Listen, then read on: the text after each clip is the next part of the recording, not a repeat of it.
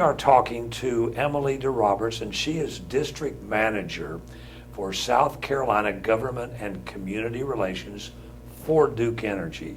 Huge title, lovely lady. She's going to explain to us what all that means. You're turning a senior, graduation is looming on the horizon. Are you thinking about what do I do next at all? At that time, all I could think about was marrying my high school sweetheart. And so my parents reasoned with me and said, go to college for 1 year, and if you don't like it, you can get married. So that's what I did.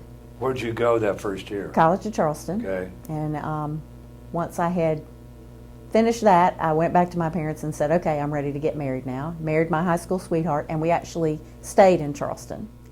You're back home now. Back home. Mm-hmm. With a child. Mm-hmm. And something has got to give. That's Did right. your parents counsel you in a certain way? Always, always. And so in their wisdom, they advised me to go to Greenville Tech. We'll help you with your daughter and get an education so that you can support yourself. And so I went to Greenville Tech and I said, I have to make money and I can't be a secretary. I don't like that kind of work. Tell me what you got that will afford me a good living. And they said, electronics. It's the going thing. You got to go into electronics. So I enrolled in electronic engineering technology.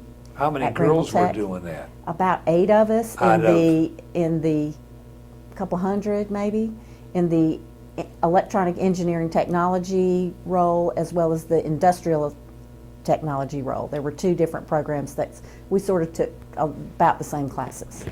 But yet the women were in a vast minority. Oh, very much so.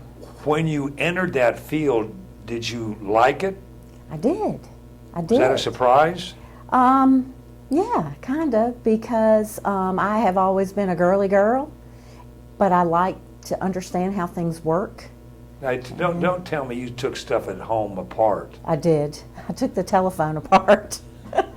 Did you put it back? And put it back Did together. it work? Sometimes I had pieces left over and I had to figure out what I did wrong. So it was a great experience in troubleshooting at an early age. Yeah.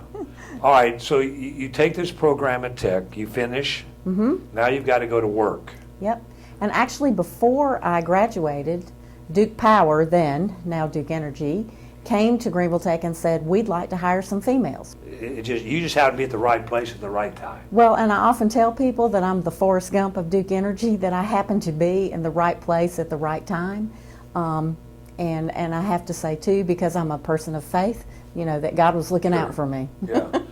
So I was hired as a relay and control technician. I know that everyone thinks that if you work in the field for Duke, that you're a lineman. And you're climbing And poles. you're climbing poles, but not everybody does that. So there are technicians who build and maintain the substations, you know, the fenced-in enclosed areas with big pieces of equipment in there, and that's what I did. So I built those substations and maintained them, so I did a lot of ditch digging. So you're actually out in the field building this substation. Absolutely. You're part of a crew. Yes, sir.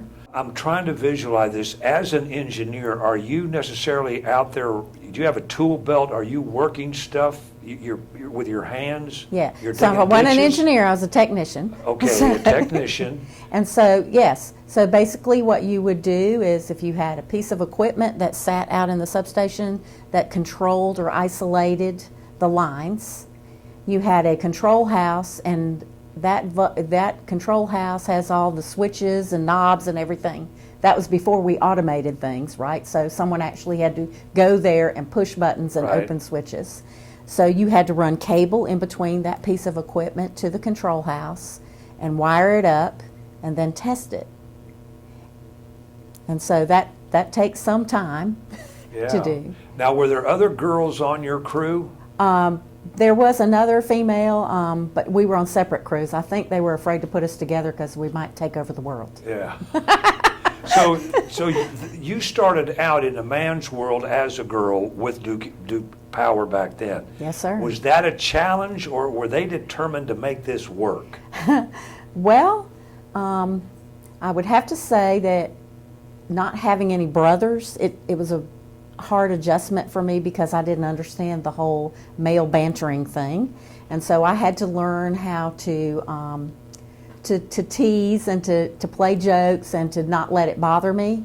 I will say that I went home several days and cried and said, I'm not going back tomorrow because they were mean. Yeah. But, you know, they didn't count on me being as stubborn as I am. And so I just went back every day, and eventually I learned to give as good as I got. So they left me alone because I had earned their respect because I did my job and I didn't ask for any special favors. I had a very forward-thinking manager who came to me and said, you know, do you want to be doing this the rest of your life? Because I think you can do more. And so he told me about the tuition reimbursement program and said that he would be willing to sponsor me. And so I enrolled in Southern Wesleyan University at the time. That was the only after work hours kind of program, the LEAP program. And I went to Southern Wesleyan and got my undergrad in business, and then went and got my master's in management science. And Duke Energy was very supportive. They paid for all of my tuition, and at that time paid for books. So all I had to do was invest the time. So my husband was very gracious and did homework and cooked dinners while I studied and went to study group practice. And so I was able to graduate 6 years later with a master's degree.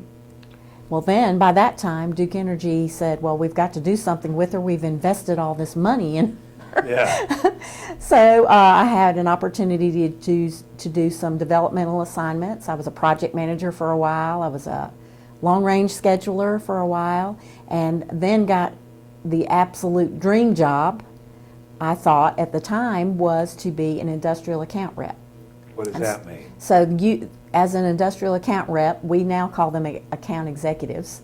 You are the single point of contact for any large industrial customers, for the schools, for the hospitals, that type of thing. So I enjoyed that very much. When I left that job 4 years ago, I had Greenville County Schools, Anderson County Schools, Pickens County Schools, all the local hospitals, plus about 40 industrial customers that I managed the relationship with, and I absolutely loved that job. Unlike a residential customer, they have a lot of special needs. So they usually have a large substation outside with a lot of different types of equipment. Some of them have cogeneration facilities where you have to interconnect with them and have some protective devices in between so we don't backfeed on one another. And so you need someone who is aware of those types of things and who is able to navigate the process to make sure that they get the service that they need. Last year, you may have seen in the news where Duke Energy gave $1 million to the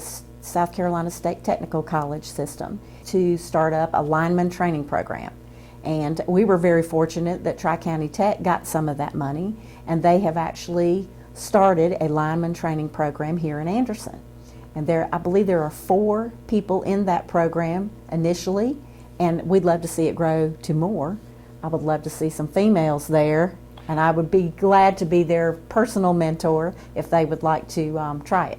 Because once you get in at that level with that job, the pay is pretty good. The pay is awesome. The benefits with Duke are through the roof?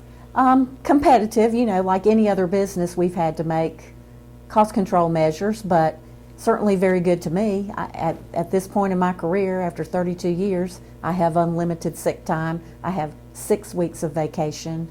I have a great deal of free time to do things that I'd like to do, and I'm able to serve my community when I want to because they allow us to do that. How important is that to your job satisfaction doing what you just said? It's very important to me. I think that the younger generations, perhaps it's more important to them, that they like to give back, and Duke Energy does give you the opportunity to do that. There are hours set aside for every hourly and exempt employee to be able to go and do service. If you donate money to a qualified 501c3, Duke Energy will match it dollar for dollar.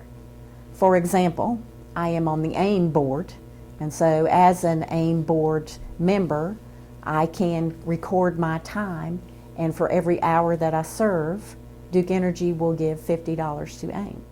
Talk a little bit about women in employment. If you had a group of girls, say it's seniors in high school, around a conference table, and they were coming to you for advice, I don't know what I want to do, I don't know where I want to go, maybe marriage isn't it the first thing they think about. What do you tell them? What advice do you give them? Let's see, I would say take advantage of any education opportunity that you have. Focus on math and science, because right now females especially are in demand, females and minorities are in demand in the math and science fields. Just because it's traditionally male doesn't mean that you can't do it. You might not be as strong as someone else, but you figure out a way to do it if you're determined. We do have one lineman, lady lineman, female lineman, in Simpsonville now who is very successful. And she's athletic, but certainly not, a large woman. Yeah. She is normal size, but she gets the job done. She does a great job at it. So I know that anyone can do it if they want to apply it themselves. You're in a position where you work directly with the folks at Anderson County. I do. What do you do and how does that evolve? Well, I am the single point of contact, so when someone from the county has a question or an issue or needs something from Duke Energy, they call me, and then I work within my organization to make it happen or to fix whatever needs to be fixed. So, and I'm also able to go to the county. For example, we have proposed a battery storage unit at the Anderson Civic Center, and hopefully if the Public Service Commission allows us to do it, we will install it at the Anderson Civic Center so that when we have a weather event with outages and so on, that facility will always have power. And we're still experimenting with it, but we thought that the Anderson Civic Center, because of our great relationship with the county, would be a great place for us to try that. And as you know, it not only is a medical needs facility when we have a large widespread weather event, but it's also an evacuation center if we should have an event at Oconee Nuclear Station. So it just works. And in the past, when we've had big outages here, your people have even stayed there. Absolutely, and I had forgotten to say that the county is wonderful to allow us to stage our crews there, even let them sleep there if we don't have any hotel rooms, and also to feed them. If you're looking for a place where you want to be able to work hard and make great money and take care of your family and make a contribution to your community, because what we do as a service is important, this is the place for you to come. And especially women and minorities, we need you. And so call me if you want to get hooked up with a job interview.